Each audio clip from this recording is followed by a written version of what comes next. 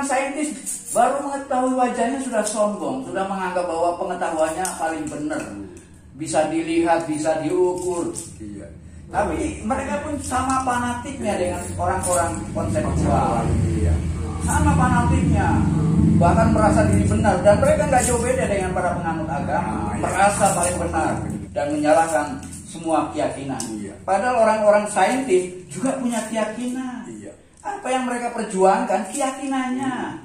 Mereka banyak bicara lewat ilmu pengetahuan, sebetulnya keyakinannya yang ingin diperjuangkan. Iya, iya. Ideologinya yang ingin diperjuangkan. Ilmu pengetahuan hanya dijadikan alat untuk membenarkan ideologinya, untuk membenarkan keyakinannya. Seolah-olah mereka adalah pahlawan-pahlawan kebenaran.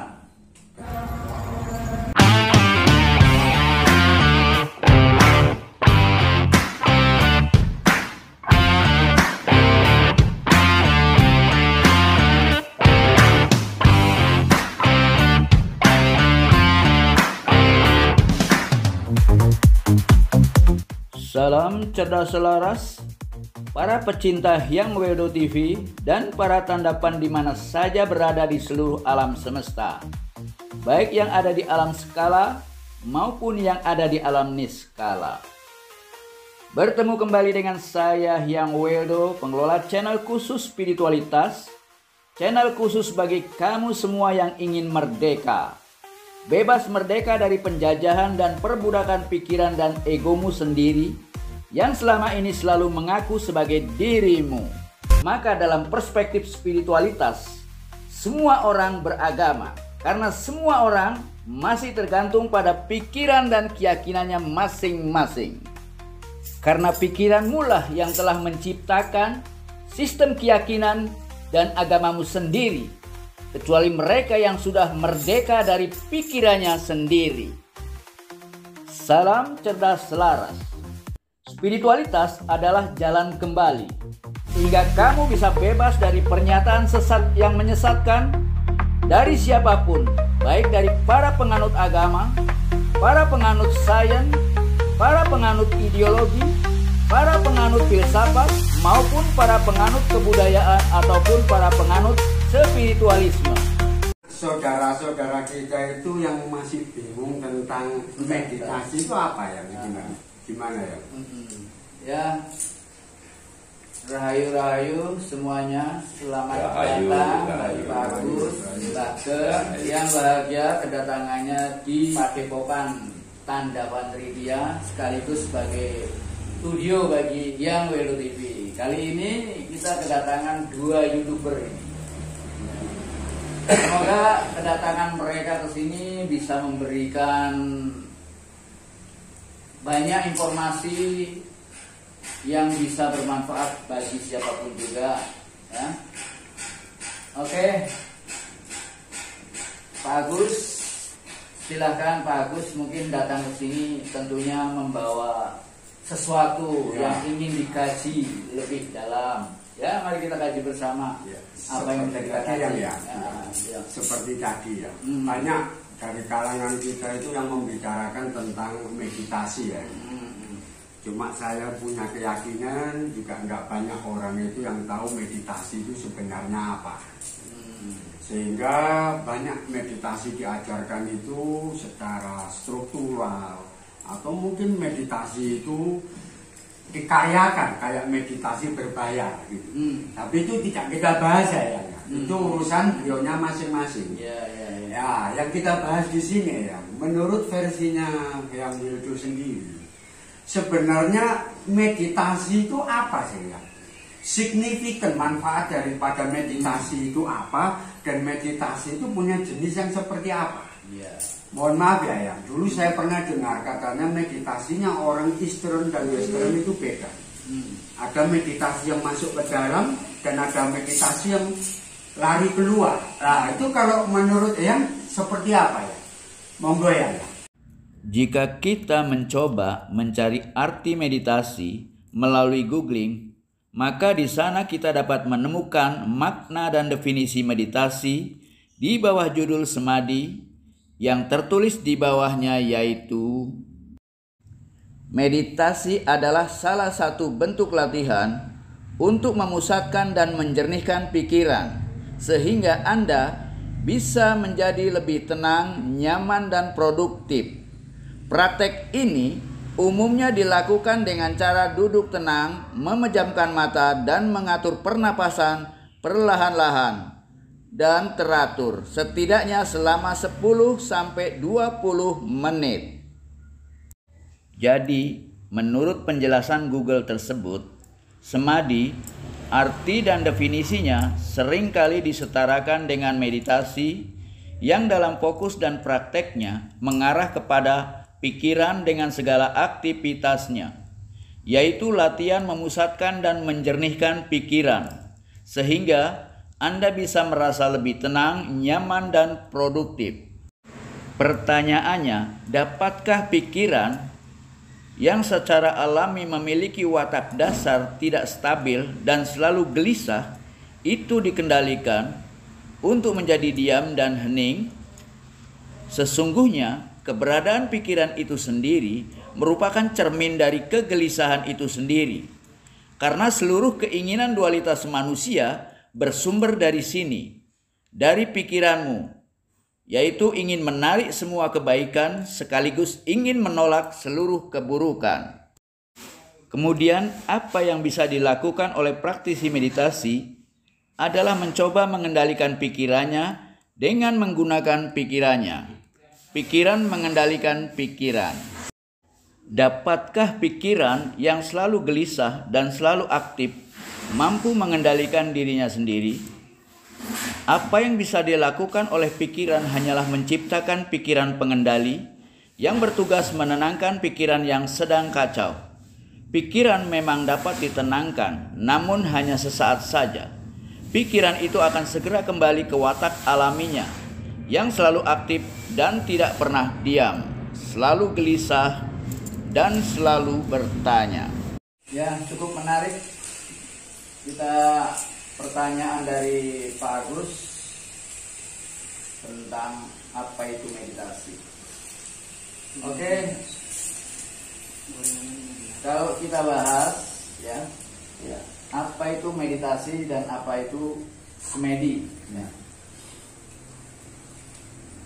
Apalagi kalau ditanyakan tentang bagaimana versinya Hyang Wildo tentang meditasi atau semedi. Nah, kalau kita bicara tentang versi, mungkin setiap orang punya versi yang berbeda ya. Kalau dia justru ingin bebas dari versi. Karena versi itu yang namanya versi itu sudut pandang, ya. Semacam dogma dan doktrin ya. Semacam sudut pandang menurut saya begitu. Menurut yang lain beda lagi gitu ya. Kalau dia mencoba untuk bebas dari versi, keluar dari versi, berdiri pada bentuk meditasi yang sebenarnya atau semedi yang sebenarnya. Dalam kehidupan manusia, hampir seluruh aktivitas kehidupannya banyak digerakkan oleh jiwanya daripada oleh kebutuhan tubuh dagingnya. Sangat berbeda dengan binatang yang lebih banyak digerakkan oleh kebutuhan tubuh ragawinya. Ketika mata manusia melihat, maka yang melihat adalah jiwanya. Ketika telinga manusia mendengar dan ingin mendengar, maka yang mendengar adalah jiwanya, keinginannya. Oleh karena itu, secara alami, gerak jiwa manusia mengalami perubahan dalam perjalanannya. Pada awalnya, gerak jiwa manusia mengarah keluar, melihat keluar dari luar, melihat dirinya sendiri dari luar dengan menggunakan mata ragawinya. Maka yang nampak di matanya hanya rupa, hanya bentuk dan bagian luar yang ragawi. Dan jiwa dalam perkembangannya, karena adanya sesuatu hal yang sering kali terjadi dalam kehidupannya, gerak jiwa manusia mulai bergerak mengarah ke dalam dirinya sendiri yang tidak nampak, yang keberadaannya ada di balik tubuh ragawinya, yaitu yang disebut jiwa.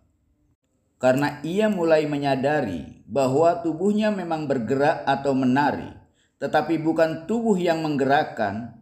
Gerak tubuh hanyalah merupakan bentuk tarian yang bisa dilihat oleh mata ragawinya.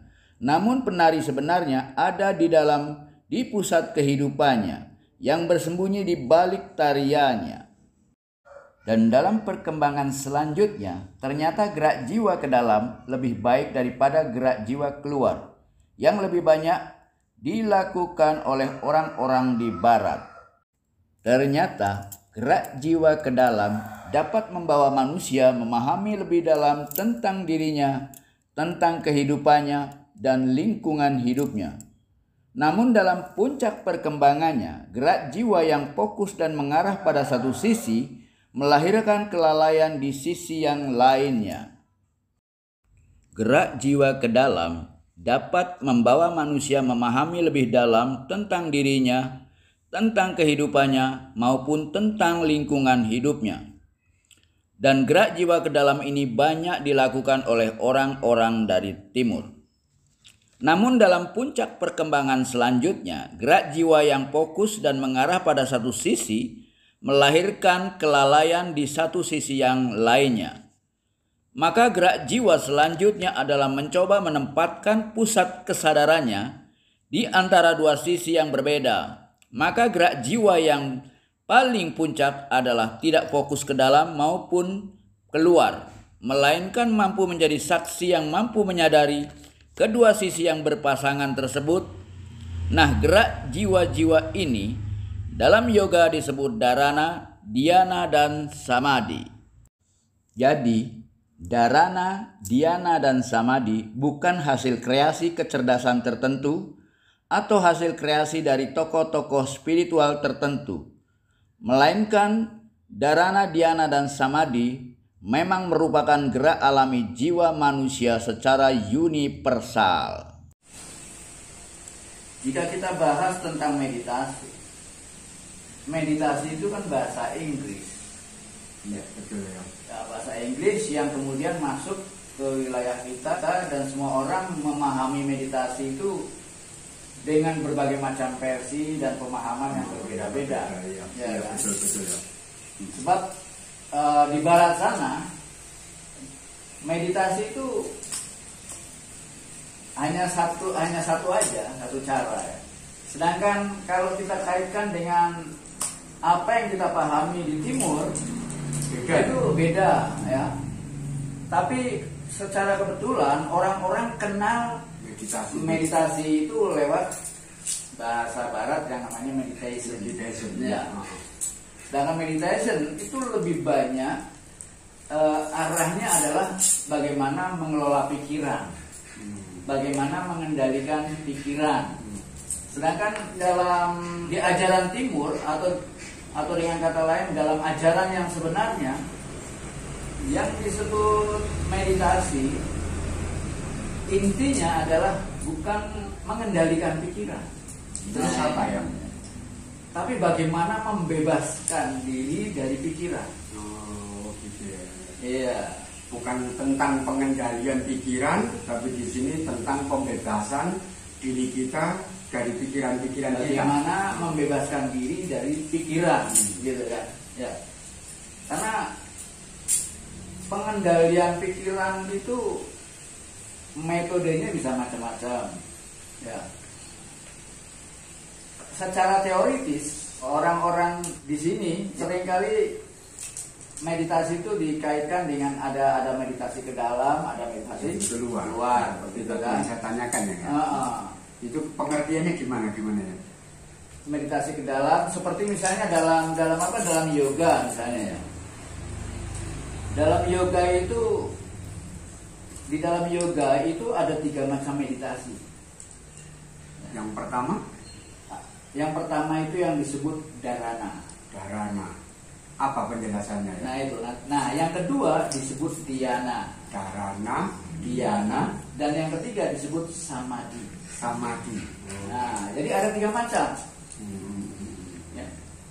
Namun ketika kita mencoba memahami apa yang disebut dharana, dhyana, samadhi, ketika dia mencoba untuk masuk bagaimana penjelasannya orang-orang Hindu atau orang-orang yang melakukan samadhi ya.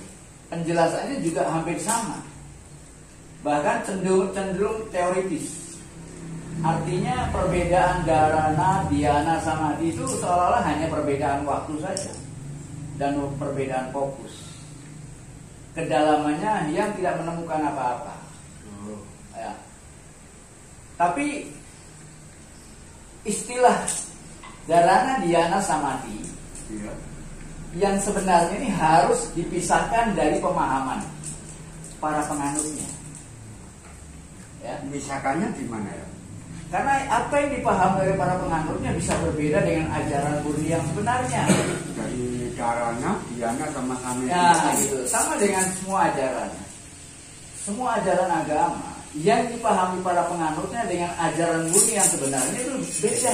Iya, tahu. Ini, ya, ini yang harus dipisahkan. Begitu pula ketika dia mencoba untuk memahami dharana, dhyana, samadhi, yang ingin memahaminya secara murni, tidak lagi menurut pemahaman para penganutnya atau pemahaman para praktisi yoga. Nah, apalagi orang-orang yang memahami yoga hanya sebatas nama. Karena seringkali ya, orang yang melakukan praktek yoga, padahal yang mereka lakukan baru melakukan gerak badan. Ya, baru melakukan gerak badan, tapi mereka sudah menyebutnya aku mau yoga. Oh, gitu. Ya. Saya mau yoga, saya mau latihan yoga. Padahal yang dilatih baru gerak badan, gerak tubuh. Gerak tubuhnya. Nah, ya. Dan itu belum yoga. Ya. Samadhi itu merupakan bagian dari yoga. Jadi ketika kita mengatakan aku mau yoga, berarti harus sudah lengkap. Karena di dalam yoga itu ada 8 kualitas yang harus dikuasai. Dan apa yang dilakukan orang-orang yang mengatakan aku mau latihan yoga, itu baru satu kualitas. Bagaimana mengendalikan tubuh. Bagaimana mengendalikan tubuh, itu yang disebut dengan asanas. Ya. Yang dilakukan mereka baru pada tingkat asanas, tapi mereka sudah mengatakan aku mau yoga. Sudah melakukan yoga. Padahal orang yang melakukan yoga harus ada 8 kualitas di dalamnya, termasuk kualitas samadhi. Ya. Termasuk kualitas samadhi. Sama dengan yang misalnya ini satu contoh, sama dengan di wilayah kaum muslim ya. Yang mengatakan aku mau sholat. Nah, contohnya aku mau sholat. Padahal yang dilakukan baru satu kualitas saja. Apa yang mereka lakukan baru menggerakkan badan. Paham ya. Baru menggerakkan badan. Sama seperti orang yang mengatakan aku mau yoga. Padahal yang dilakukan baru menggerakkan badan. Itu baru satu kualitas. Yang dilakukan orang-orang dalam sholat pun juga baru satu kualitas saja. Padahal di dalam sholat maupun di dalam yoga ada 8 kualitas. Sedangkan di dalam sholat ada 9 kualitas. Dan semuanya itu harus dilakukan harus. Bersamaan. Yang namanya sholat, yang namanya yoga berarti ke-8 atau ke-9 kualitas itu sudah ada di dalamnya. Ya, sudah ada seperti di dalamnya. Iya. Nah, ini kekeliruan. Ya. Yang tidak semua orang bisa memahami kan. Misalnya dalam yoga itu ada yang namanya apa? Yama, niyama, asana, ada apa? Ada pratyahara, ada dharana, dhyana, samadhi. Semuanya ada 8. Gitu ya. Semuanya ada 8. Kalau ke-8 ini kita kuasai sampai ke tingkat samadhi, dan jarang orang yang mampu ke tingkat samadhi. Orang yang mampu ke tingkat samadhi berarti dia sudah di tingkat spiritual. Sedangkan yang dilakukan orang-orang masih di tingkat dharana. Tingkat yang paling dasar. Nah, apa yang kita lakukan di tingkat dharana itu masih melakukan pengendalian pikiran. Agar pikiran itu terkendali, maka kita mencoba untuk latihan fokus pada titik tertentu. Ya. Kemudian itu dalam pengertian metodologisnya seperti itu. Kita fokus pada titik tertentu dan biasanya kita gunakan titik di luar, misalnya di tembok, ya. Pakai ujungnya dupa. Atau pakai ujungnya dupa, atau bisa saja ujungnya hidung. Ujungnya hidung.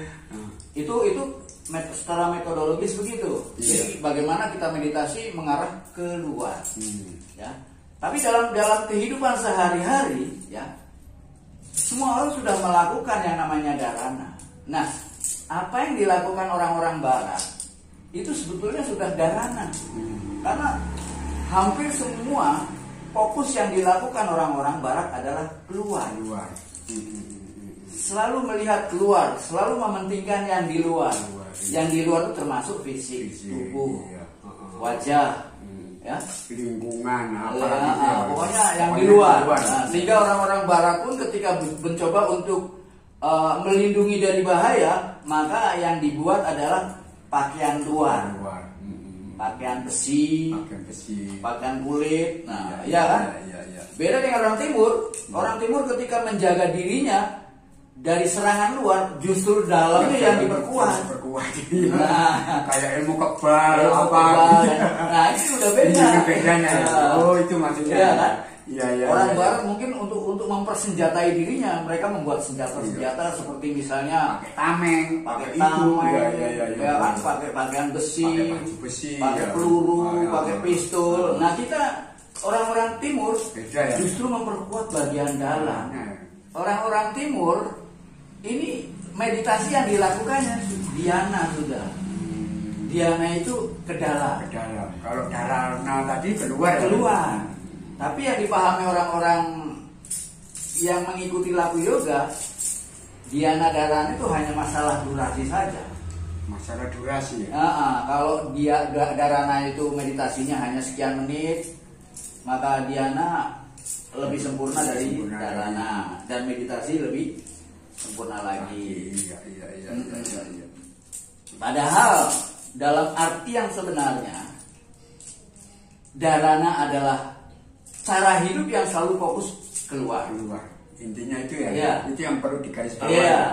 Semua orang kalau dalam hidupnya hanya fokus melulu keluar, berarti dia penganut dharana. Ya. Sedangkan orang-orang Timur lebih banyak ke dalam, fokus ke dalam, selalu mementingkan ke dalam. Kebahagiaan dalam lebih utama. Inner beauty inner beauty lebih utama. Sehingga orang tidak bisa menyangka bahwa mungkin pakaiannya biasa-biasa saja, tapi ukuran kebahagiaan kan nggak bisa diukur dengan ukuran luar. Tapi orang seringkali kita melihat seolah-olah yang luarnya indah, yang luarnya keren, wah bahagia. Wah, melihat tetangga mobilnya bagus, rumahnya bagus. Nah, kan yang sering dilihat itu kelihatannya mereka bahagia dari kita. Itu kan nggak bisa dijadikan ukuran. Benar ya. Nah, sedangkan orang-orang kita lebih banyak ke dalam. Nah, kalau kita berbicara tentang meditasi dalam pengertian Timur yang disebut dengan dharana, dhyana, samadhi, ini terbagi 3, tapi belum ada penjelasan yang akurat mengenai ini. Ya. Maka kalau dia mengatakan keluar dan ke dalam, ini penjelasan dari dia. Ya.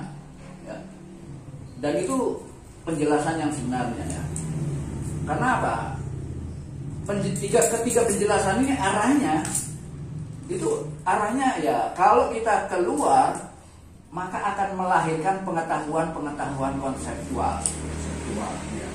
Nah, itu disimboliskan dalam Candi Borobudur adalah datu yang pertama. Yang disebut dengan Kama Datu. Sedangkan kalau kita lebih banyak fokus ke dalam, maka pengetahuan yang muncul dari aktivitas itu adalah pengetahuan ke dalam. Itu disimboliskan dalam Candi Borobudur. Candi Borobudur adalah rupa datu.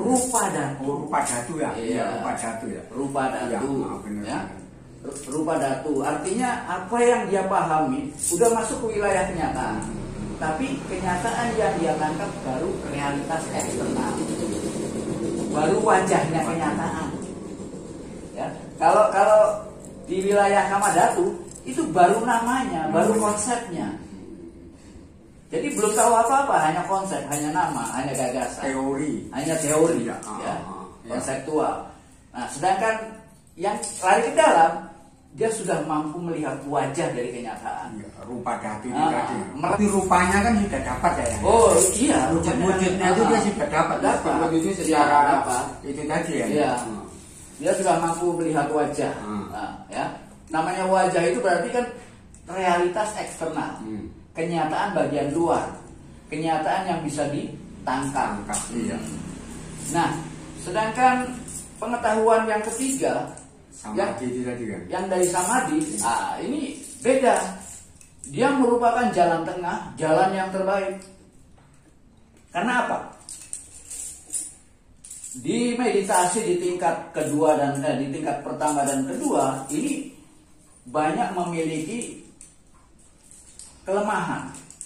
Kelemahannya ya apa ya? Nah, kelemahannya kalau di dalam dharana, karena kita banyak fokus keluar, maka kelalaiannya adalah dia lalai dengan dirinya sendiri. Ya. Kalau kita banyak melihat keluar, dia akan lupa dengan yang di dalam. Ya, kelalaian di sana, kita lupa dengan yang di dalam.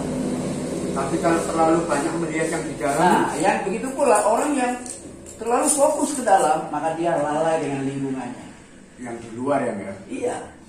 Dia asik dengan dirinya, merasa asik, tapi dia lupa dengan kewajiban sosial dan lain sebagainya. Iya. Ya? Nah, ini namanya lupa dengan lingkungan, lupa keluar, lupa dengan yang luar. Ini dua-duanya salah. Sekalipun meditasi ke dalam itu lebih baik daripada keluar, tapi dua-duanya salah. Kalau kita ingin mencapai yang paling maksimal, ya, titik kesempurnaan. Maka kita bisa metaforkan seperti ini. Contohnya kita ini metafor aja. Orang-orang melakukan meditasi itu ibaratnya melakukan sebuah perjalanan. Memang spiritualitas adalah sebuah perjalanan. Hidup adalah sebuah perjalanan. Ya.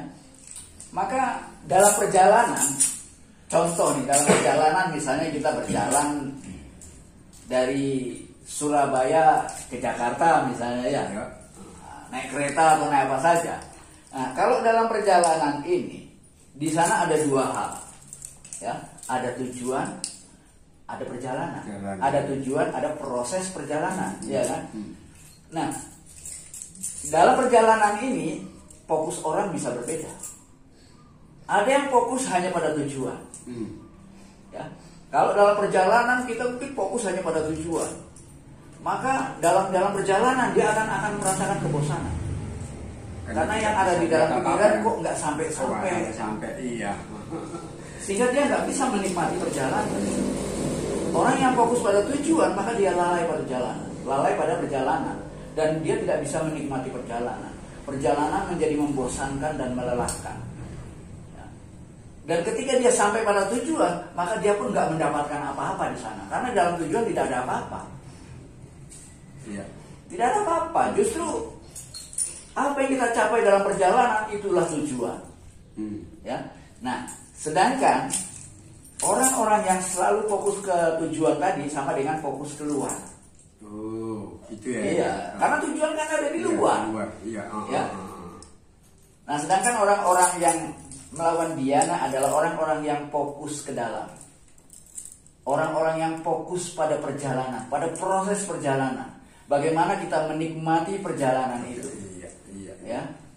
Sehingga itu perjalanan tidak membosankan. Itu lebih bagus ya. Lebih bagus. Bisa tolak-tolak pemandangan. Bahkan mungkin bisa ketemu sama cewek yang cantik. Bisa ngobrol-ngobrol. Ya betul juga ya. Ketemu dengan bos-bos yang mungkin bisa kerjasama dengan kita. Banyak peluang. Cuma satu, seringkali lalai. Ketika dia mendapatkan teman yang baik, atau mungkin pacar yang baik, atau akhirnya dia lupa pada tujuan. Diajak mampir dulu ke sana, akhirnya lupa pada tujuan. Nah, oleh karena itu meditasi apa ke itu dalam. istilahnya apa ya? Kalau orang Jawa bilangnya itu kebegal ya. Kebegal ya. Maunya ke sana karena sudah asik di sini, akhirnya muter di sini terus. Kenapa orang Jawa, leluhur kita selalu mengatakan elenglah waspada. Bagaimana kita mampu melakukan eleng dan waspada? Kita mampu fokus pada keduanya, menyadari keduanya. Eleng itu berarti menyadari tujuan, waspada artinya menyadari proses. Iya, benar-benar ya. Iya.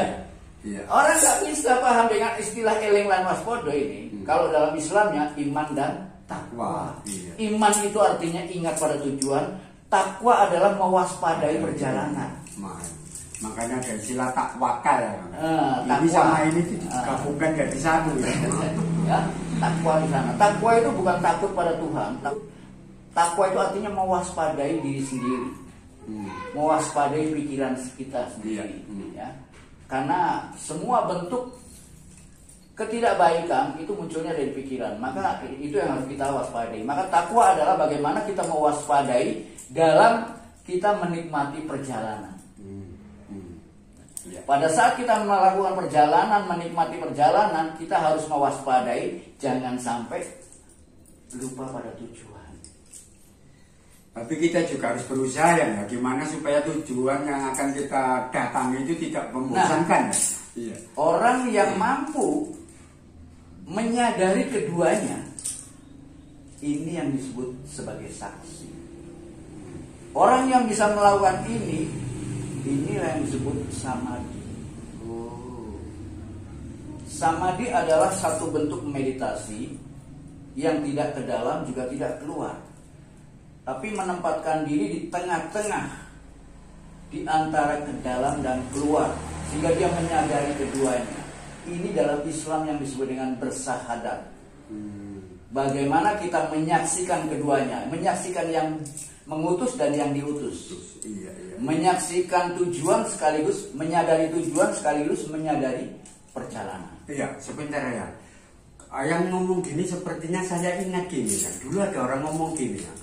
Yang disebut manusia yang sempurna itu bukan manusia yang masih dibingungkan dengan benar dan salah. Tapi manusia yang sudah tidak membahas masalah benar dan salah. Nah, apa sama dengan itu ya? Bisa dengan sama, tapi mohon dipahami. Ketika kita bicara tentang benar dan salah, pembicaraan tadi untuk kepentingan pikiran. Ya. Selama kita masih menggunakan pikiran butuh yang namanya benar salah. Ya. Makanya, ya, ketika kita bicara tentang benar dan salah, itu kebutuhan pikiran. Karena dalam kenyataan tidak ada benar dan salah. Apa nggak sama dengan tadi ya? Tidak memikirkan apa yang di dalam dan tidak memikirkan apa yang di luar. Di situ titik sempurnanya dari satu semedi. Nggak sama dengan itu ya? Ya sebetulnya beda, karena itu udah di wilayah pikiran. Masuk ke wilayah versinya beda ya? Udah beda, itu pikiran versi ya? Iya.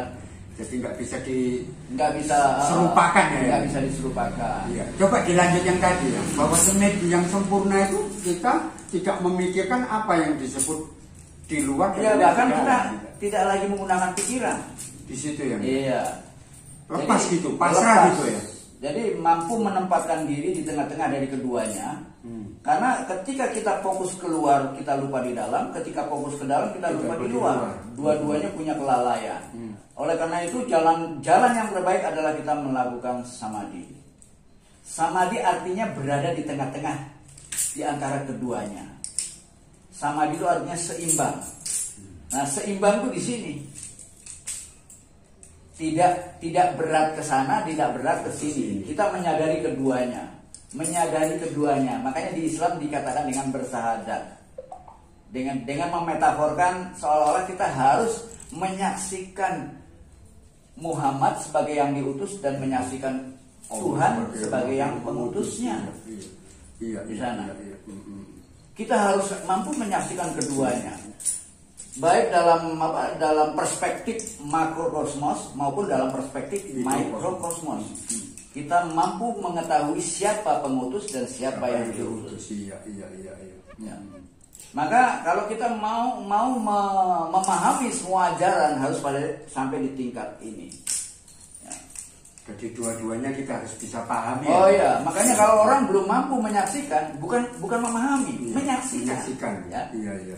Kalau masih memahami, itu masih di tingkat pikiran. Belum sama dia. Iya, betul. Memahami itu di tingkat pikiran. Nah, semuanya masih di tingkat pikiran.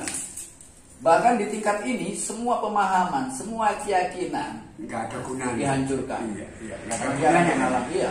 Makanya harus dihancurkan. Iya. Dan semuanya hanya kebutuhan pikiran. Nah, pada saat kita melakukan samadhi, kita nggak butuh pikiran lagi. Ya.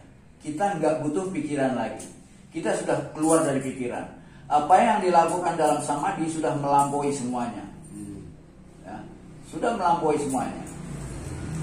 Ya, di situ.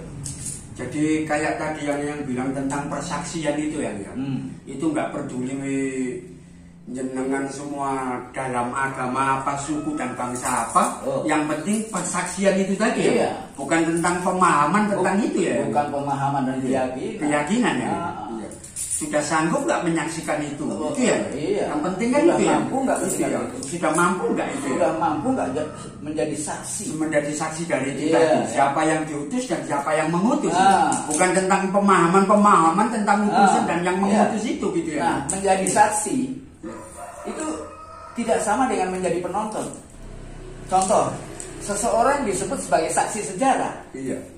Kan bukan penonton sejarah. Dia pelaku sejarah itu sendiri. Nah, kalau dia disebut saksi, otomatis dia pelaku. Dia terlibat. Iya, tahu saya. Ya. Iya. Orang saksi itu terlibat. Terlibat di dalamnya. Kalau penonton bisa di luar asik ngantuk-ngantuk dan nonton TV. Kayak orang dia sepak bola itu penonton. Tapi kalau dia ikut main terjadi kiper, jadi strikernya berarti dia ya saksi dari pertandingan itu. Menjadi saksi itu nggak gampang ya. Iya, benar ya. Oleh karena itu harus menjadi penonton dengan menjadi saksi itu beda. Ya. Menjadi saksi berarti dia terlibat di dalamnya. Iya, involving ya. Involving. Iya, terlibat. Tapi dia tidak terikat di dalamnya. Iya. Menjadi saksi tidak terikat. Kalau menjadi pemain, dia bisa terikat. Bisa terikat, iya. Terikat oleh hukum permainan. Hukum permainan itu ya. Iya. Ya, ini bedanya ya. Bedanya di situ ya, guys. Kita terlibat, tapi keterlibatan kita tidak secara keterikatan itu tadi. Dalam bentuk keterikatan tadi. Iya. Ya. Kalau dalam ikatan sebagai pemain, nah di sana kita sadar sebagai sebagai pelakunya. Cuma di sana ketika kita mampu menjadi seorang saksi, di sana tidak ada keterlibatan. Dan tidak ada maksudnya kita terlibat ya. Kita terlibat tapi tidak ada keterikatan sebagai. Makanya dalam kehidupan spiritual kita tidak boleh meninggalkan dunia. Kan ada orang yang laku spiritual, wah, pakai dunia harus kita jauhi. Iya. Kalau kamu masih mikir dunia, wis gak usah spiritual. Salah. Ini salah total ya. Salah total. Justru orang yang melakukan mampu, ini lagi-lagi ini bukan meditasi ya. Ini mampu mengarah ke arah saksi. Iya. Kita justru nggak boleh meninggalkan dunia. Artinya kita harus tetap terlibat dalam dunia, tapi tidak terikat. Terlibat tapi jangan sampai terikat ya. Karena bagaimana kita bisa mengukur kesucian kita?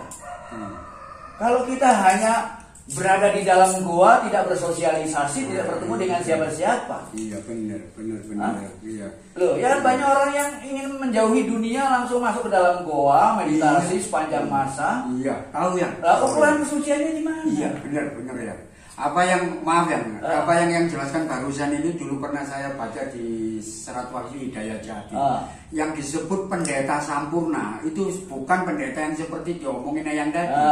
Di puncak gunung nggak pernah turun, di dalam gua nggak pernah keluar, bukan seperti itu. Yang pendeta sempurna bukan kayak begitu. Sama dengan barang pabrik.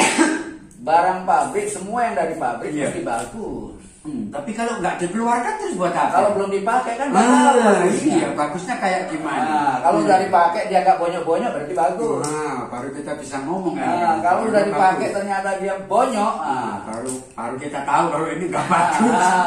Jadi ukuran justru kesucian kita lewat bersosialisasi itu akan nampak. Iya, benar ya. Kalau kita disebut orang baik, bagus. Tapi ketika ketemu sama orang emosian, ini baiknya gimana ya? Ya harusnya seperti Yesus. Iya. Ketika ditampar pipi kananmu, berikan pipi kirimu. Nah itu baru orang bagus beneran. Orang bagus ketika dia ditampar tetap tidak marah. Nah itu bagus. Iya. Begitu ya yang ya. Loh iya. Bahkan sampai disalib, yang nyalib malah didoakan ya, supaya mereka diampuni. Itu pun kalau benar-benar Yesus disalib. Kan kalau Yesus disalib sebagai metafor iya. Artinya tuh jiwanya disalib oleh tubuhnya. Semua manusia jiwanya tersalib oleh tubuhnya. Itu ya, yang kata itu. Iya. Sehingga kemana-mana harus membawa salibnya. Iya, betul ya. Aduh, iya. Setiap manusia itu harus berani dan kuat memikul salibnya sendiri-sendiri. Iya. Tapi Yesus bukan begitu. Iya. Itu kan metaforanya gitu. Itu metafornya Yesus. Tapi Yesus orang yang suci, orang yang mampu keluar dari keterbatasan tubuhnya. Iya. Tapi dia tetap menikmati tubuhnya. Karena tubuh merupakan jalan bagi kita untuk menikmati alam ini. Alam semesta, ya betul. Tanpa tubuh kita tidak bisa menikmati keterbatasan ini. Jadi keterbatasan jangan membuat kita jadi terbatas. Keterbatasan harus merangsang kita untuk bisa bersikap kreatif. Supaya keterbatasan itu tadi lebur ya. Iya. Karena tanpa keterbatasan kita tidak bisa melakukan apa-apa. Keterbatasan itulah yang membuat kita menjadi kreatif. Ya, apa caranya kita keluar dari keterbatasan itu gitu ya. Iya. Karena kalau kita segala yang kita segala yang kita inginkan ada, terus apa yang kita lakukan? Iya ya, kita jadi nggak berpikir ya. Lo nggak bisa apa-apa. Nggak keluar ya. Ngapain yang kita mau mikir semuanya sudah ada, semuanya sudah bisa kita nikmati. Nah gitu. Iya. Justru adanya keterbatasan itu tadi ya. Justru dengan adanya keterbatasan tadi lah, maka lahirlah yang namanya kreativitas itu tadi. Kreativitas di sini. Dan sesungguhnya orang-orang yang bisa melakukan kreatif berarti dia adalah pencipta. Nah, sekarang kembali kepada pokok tadi ya. Iya. Apa yang disebut dharana terus yang keduanya kata apa? Dhyana dan semedi itu juga bentuk satu kreativitas dari seseorang ya. Itu bukan kreativitas. Itu merupakan laku alami. Laku alami ya? Iya, laku alami. Alaminya di mana ya? Ya, manusia melakukan samadhi kan secara alami kan seperti itu. Melakukan meditasi kan secara alami seperti itu. Pertama orang hanya fokus keluar. Keluar dijadikan ukuran, ya. Ya kan? Itu alami. Iya. Ngelihat orang lain, wah kelihatannya kok bahagia ya. Istrinya cantik. Kemana-mana pakai mobil, nah, itu kan alami kan, bahagia melihat. Nah, setelah kita kenal sama dia dari dekat, ternyata dia banyak ngeluh, wah istri saya gini, masalah rumah saya gini, ternyata nggak seperti yang saya lihat. Ternyata mereka lebih bermasalah daripada saya. Nah, akhirnya mereka, dan bagi mereka yang mungkin banyak memiliki kenikmatan di luar, coba kita dekati mereka, apakah mereka bahagia dengan semua yang mereka miliki? Tidak. Justru mereka, dan kita bisa lihat banyak orang-orang yang kaya, orang-orang yang cantik, banyak yang matinya karena bunuh diri, matinya karena overdosis dan lain sebagainya. Itu satu pertanda ada kekurangan dalam dirinya, ada kebahagiaan yang tidak bisa dicapai lewat materi. Berarti ada bentuk kebahagiaan yang bebas dari materi, bebas. Nah, kan itu bisa kita saksikan di mana-mana itu. Itu bukan bentuk kreativitas. Bukan. Itu sebagai sesuatu alami. Ketika kita terdesak, maka secara alami akan keluar yang semacam itu. Pandangan keluar itu. Iya, sama dengan orang pasrah. Orang pasrah itu kan karena dia sudah nggak punya jalan lain. Iya, nggak bisa berbuat apa-apa ya. Alami kan. Jadi secara natural pasti dia seperti itu. Iya betul. Tidak lagi menggunakan pikirannya. Iya, jadi kreativitas nggak ada ya. Jadi nah, dia saking bingung ketika dia menggunakan pikirannya muncullah kreativitas. Ya. Makanya pasrah adalah merupakan jalan yang tertinggi untuk mencapai kemerdekaan. Ya samadhi itu tadi ya. Samadhi itu metodologinya, ya, metodologinya samadhi, ya. Pasrah adalah merupakan bentuk laku mentalnya. Iya. Agar apa? Agar dicapai moksha. Tujuannya adalah moksha. Moksha adalah kemerdekaan, kemerdekaan jiwa, kemerdekaan batinia. Jadi moksha hanya bisa dicapai lewat, makanya yang pernah bilang moksha hanya bisa dicapai lewat Islam. Apa itu Islam? Pasrah diri. Nah itu bahasa Arab. Bahasa Jawanya sumeleh. Bahasa Inggrisnya surrender. Surrender. Jadi ditaruh semua ya. Iya. Sudah. Maka pasrah diri adalah merupakan cara tanpa cara. Nah ini ya, pasrah diri adalah cara tanpa cara. Ini yang dalam ajaran Buddha disebut Wu-wei. Ya sama ya. Iya, artinya sama ya, dengan pasrah dengan iya, Wu-wei. Artinya bagaimana kita melakukan sesuatu tanpa sesuatu.